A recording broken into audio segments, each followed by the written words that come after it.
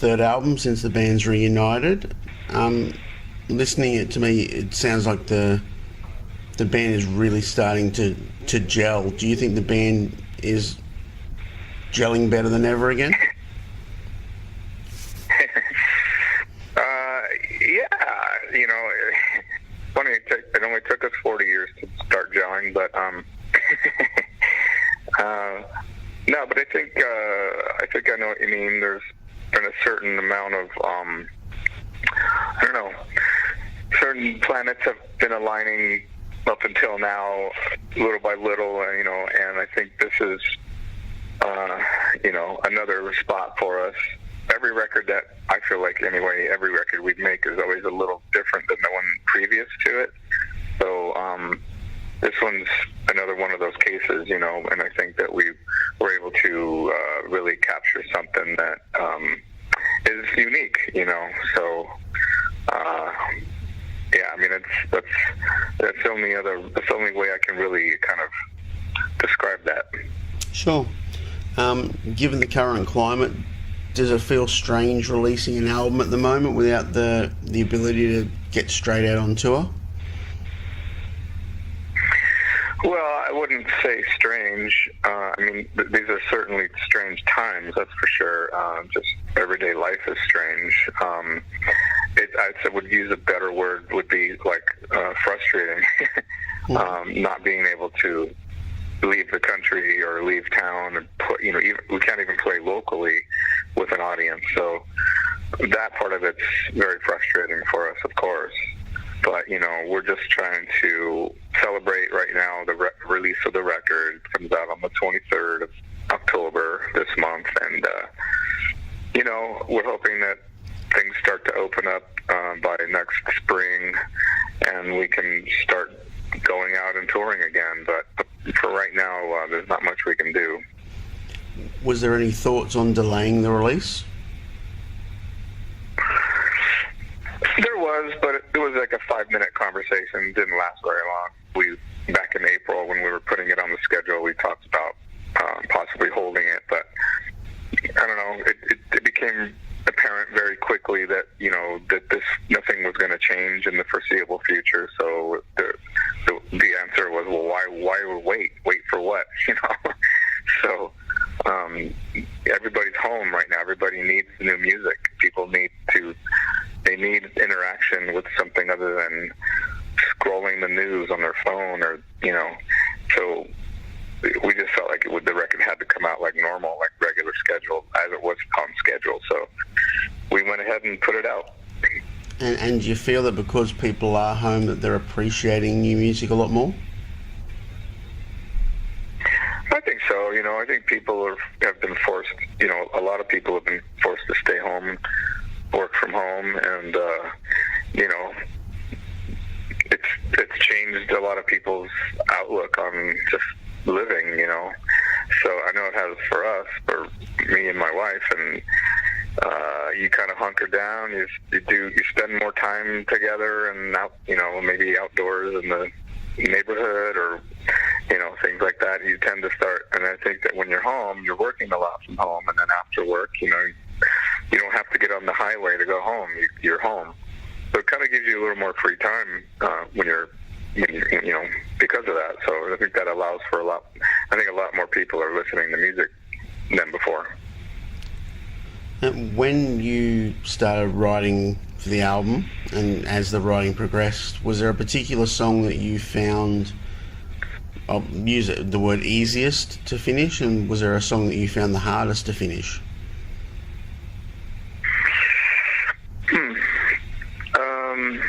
Well, we started writing around December of 2017, and the first couple of songs I wrote were Bark No Bite, and I think Missile the Gun, and then I think Standing on the Shoulders of Giants was also up there.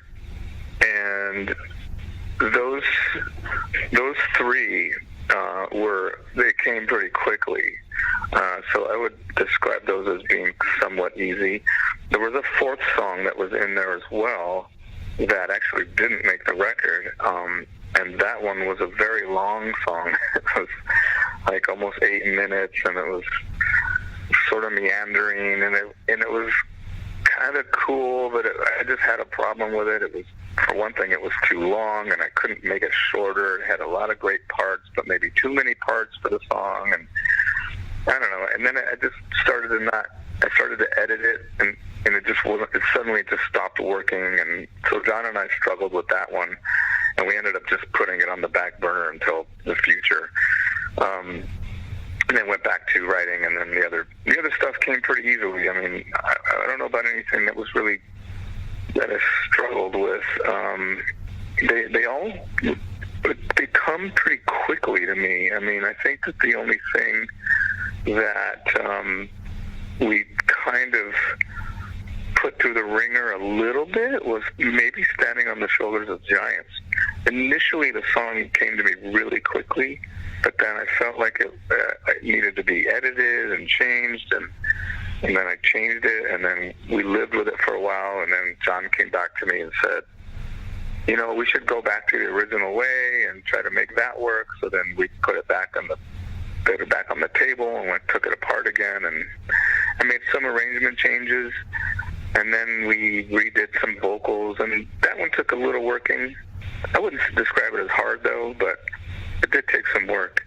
The other ones, like just about every other song, like they just go really quickly. Once they take shape, they write themselves in a way. Perfect. And the album was mixed by Jay Ruston, who's done Anthrax, Stone Sour, Corey Taylor. His work's pretty well renowned. Yeah. What did he specifically bring to this album for you guys? Well, I worked with Jay on many other things before. He also did Win Hands Down, our last record, but I've worked with him in other capacities as well. So him and I have a good just friendship and relationship. So I don't need to tell him too many things. He pretty much knows in general what I'm looking for. And I think what he does is that he kind of brings... you know, he's not a guy that likes perfection, you know.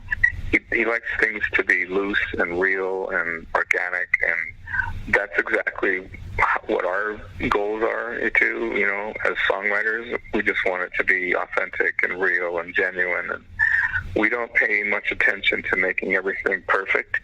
We don't use auto-tune and all that crap, and we don't make every single note exactly on a click grid or anything like that. We leave a sense of looseness to it. And Jay, when he's mixing, has that same thing. I want him to bring almost an analog warmth to everything that we make. He mixes everything on an analog board and uses analog stuff, and he works in the box in a computer, but it's really just a controller, and everything goes through his console. So you know, he's bringing that to the table for us. Perfect. So while the whole album is an amazing band effort, were there moments on the album where you can sort of pinpoint your bandmates having like really intense moments in their playing, singing, like that made your hair stand up?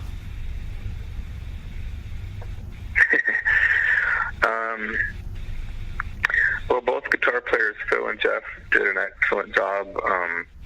I think the double harmonies that they did on Giants and in Missile the Gun are great. Their leads on every song is really great. You know, Phil plays a great lead on Lone Wolf, and Jeff plays some great stuff too. You know, Gonzo did a great job on Standing on the Shoulders of Giants. You know, there's all these sort of unusual accents that happen in the B sections in that song, and it just makes it sound really powerful. You know, John just shines all over the record.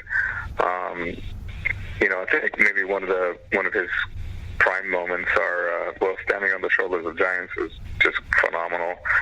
But also the song Unfair, it's shows a real soft side of him singing. He's not used to singing that way. We don't get to hear him sing that much in that register. It's really low and clean and quiet and what do you say? It's he's right in your face, and he did a really great job on that too. Excellent.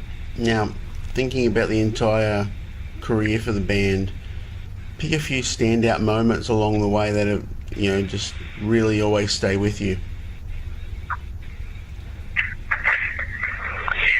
Well, there's quite a lot. I would say some of our first early tours were, we were so young. We were 20 years old when we first started touring for the first record in 1984. We did some amazing tours coming out of the gate, just totally inexperienced. And it's a long time ago, but I still have some memories of it, and just the feeling of it was a great time. The first tour we ever did was a major arena tour with Quiet Riot and Whitesnake, and we were third on the bill, of course, and that was forever etched in our minds. And then a little less than a year later, we were on tour with Lost and Metallica, and mind you, this is during Ride the Lightning for them and March of the Saint for us, so just amazing places to be. And then a little later, going to Europe for the very first time with Dave Pritchard playing the Animal Festival in 1989. Took us forever to get to Europe, and we finally made it. Making Symbol of Salvation was also a turning point for us. Big moment. And a little bit later, going to some amazing places in the 2000s, going basically touring Europe for the first time in a real sense in 2000 was great. Long time coming. Going to places like we've never been before, just everywhere, all over Europe, Greece, Italy, Germany, UK. We've been able to go to some really cool places, and more recently, we finally played a huge festival in Mexico City a couple of years ago. Also Japan a couple of years ago, first time ever in Japan. The huge, big arena there, big festival. So those are some. I mean, there's a lot, but those are some. And we're in a holding pattern right now, but what have the band got penciled in tour-wise for 2021 once venues are opening? Well, we'd like to. It's still a bit early for us to make firm plans on that, but we're starting to think about what we would do if it does open up in the spring. We'd like to be able to go out and do stuff for sure. I don't anticipate anything any sooner than the spring, but right now everybody's looking at the spring as possible time that things might start opening up. A lot of it depends on the medical breakthroughs and availability and distribution of all those things. So, like the rest of the world, we're just kind of waiting to see. Yeah. What are you currently listening to right now? Well, Van Halen. And any final recommendations for anyone when it comes to music?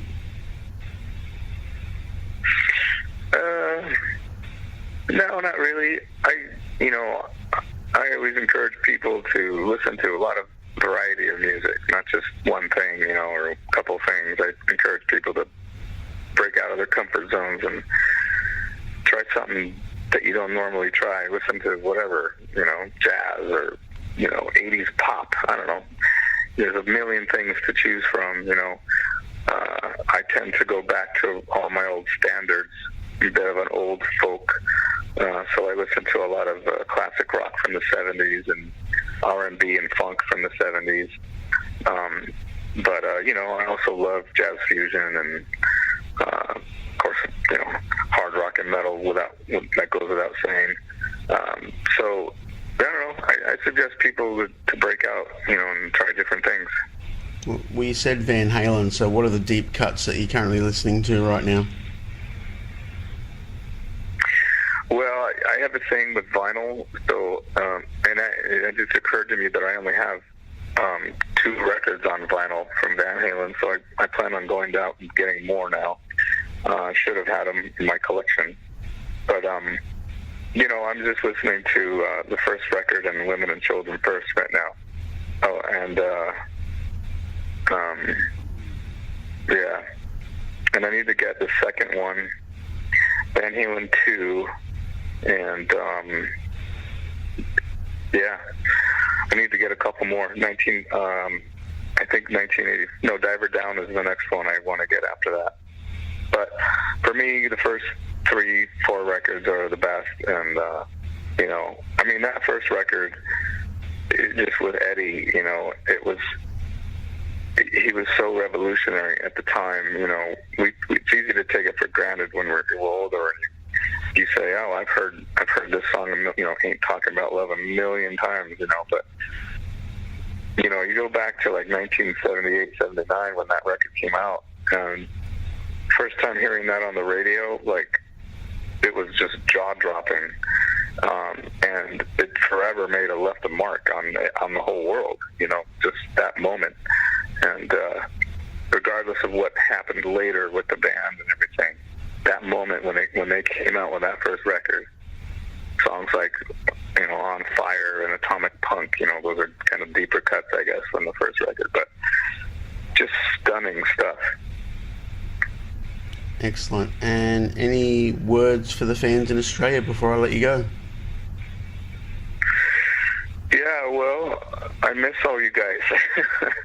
We've only been there once, and we thank you for the continued support you guys give us from far, far away, and we're sorry it takes us such a long time to go back, but we really want to go back. We had a blast last time we were there touring with Death Angel, and we love the country, and the fans are amazing, so we appreciate you staying in touch with us, and this is a two-way street, so we can't do any of this without you guys.